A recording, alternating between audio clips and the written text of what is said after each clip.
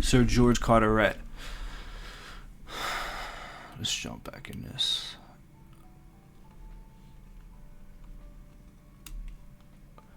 The next year after this charter, which I think was the charter, the Carolina Charter, the Duke of York conveyed to John Lord Berkeley and Sir George Carteret, June 24th, 1664, a certain tract of land in America hereafter to be called New Caesarea, or New Jersey. Done no doubt by request of the king and through his influence with his brother. Duke of York, James the second, maybe? No, that's probably not right.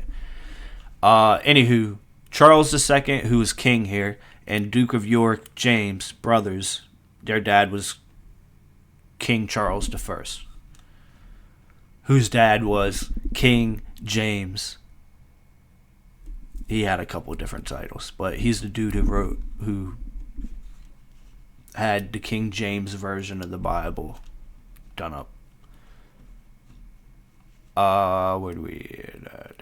The standing of these gentlemen before the public and in the responsible positions they held, if history be true, was certainly very questionable, for the reasons hereafter stated.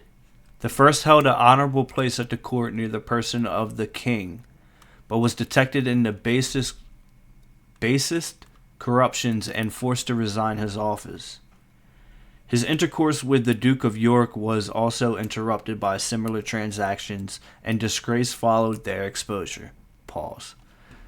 The second was expelled from the House of Commons as a participant in the legislative bribery and other dishonest practices. Both were notorious for the peculations. I learned what that word was.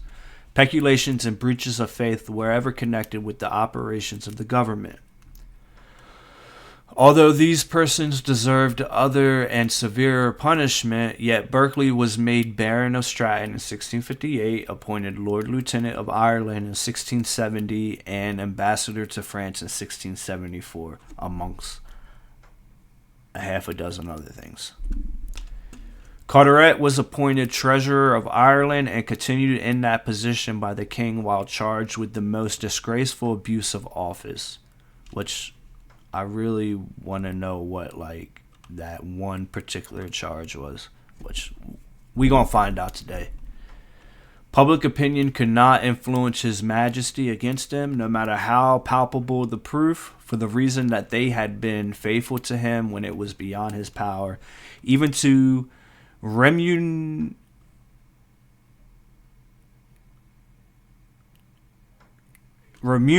That was another one I learned the other day. It just took me a second. Remunerate them for their services already rendered. However commendable such sentiments may be in the private life, they will receive condemnation when indulged in to the injury of the government. All right, we'll stop there because this goes into Fenwick. All right, Sir George Carteret.